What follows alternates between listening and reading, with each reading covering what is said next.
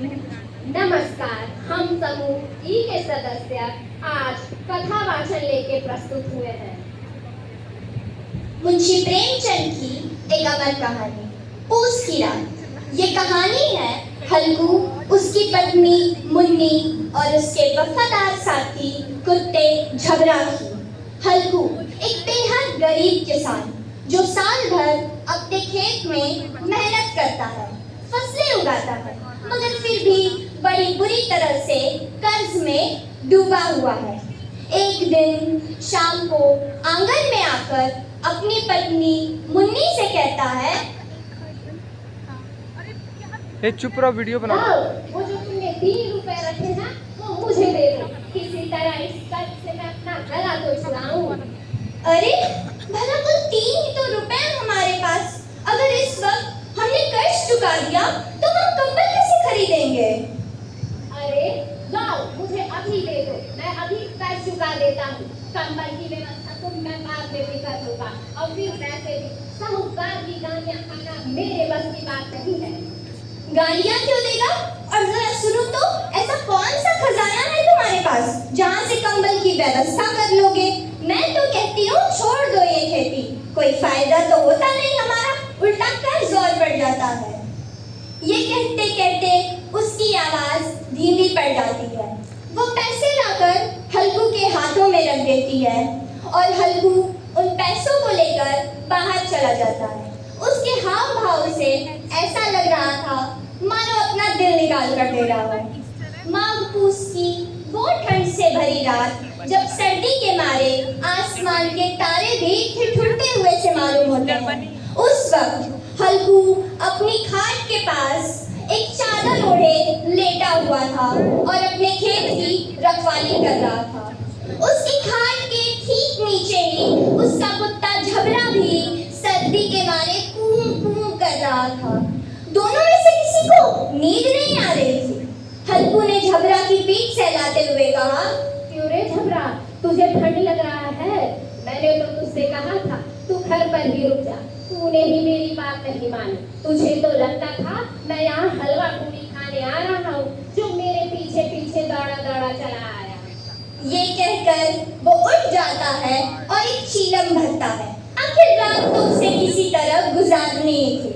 उसके बाद वो हल्कू को, झबरा को अपनी गोद में उठा लेता है और उसे लेकर खाट पर लेट जाता है। मगर अचानक से झबरा उठ बैठता है और खेत के चारों तरफ दौड़ते हुए जोर जोर से भौंकना शुरू कर देता है। हल्कू जोर से झबरा को आवाज लगाता है, झबरा, अरे ओ झबरा। लेकिन झबरा उसकी बात नहीं सुनता। कुछ देर वक्त ऐसे ही बीत रहा था, मगर ठंड बढ़ती जा रही थी। झबरा भौंकता रहता है। हल्कू के खेत के पास ही एक बाग था, जहाँ पर ढेर सारी पत्तियां इकट्ठा हो गई थी। हल्कू और झबरा उस खेत की तरफ पहुंच जाते हैं। वो बाग की तरफ जाने की सोचते हैं।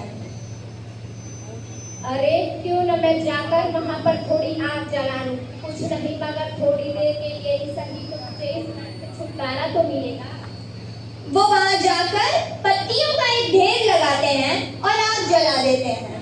वहां अलाव के पास बैठकर हल्कू अपने हाथों और पैरों को गर्माहट देने लगता है, मगर अचानक से आग बुझ जाती है। मगर अभी भी राख के नीचे कुछ तो गर्माहट बची ही थी। हल्कू वहीं पर चादर ओढ़कर लेट जाता है और अब निश्चित कर लेता है कि मैं सो जाऊंगा। मगर झबरा, उसे अभी भी आभास हो रहा था कि खेत में जानवर घुसे हुए हैं। हल्कू को भी ऐसा लगता है मानो खेत में जानवरों का झुंड घुसा हुआ है। वो उठता है और 2-3 कदम चलता है, मगर फिर रुक जाता है और सोचता है, ना ना ना, झबरा के होते हुए कोई जानवर खेत में नहीं आ सकता। ये तो मुझे सिर्फ धोखा हो रहा है। ये सोचकर वो फिर से अलाव के पास जाकर सो जाता है। सुबह होती है, मुन्नी खेत में आती है, वह बाग की तरफ से आ रही होती है। यह सब कुछ देखकर वो कहती है, अरे अरे, सारा खेत चौपट हो गया, सारी फसल बर्बाद हो गई और तुम यहाँ नीचे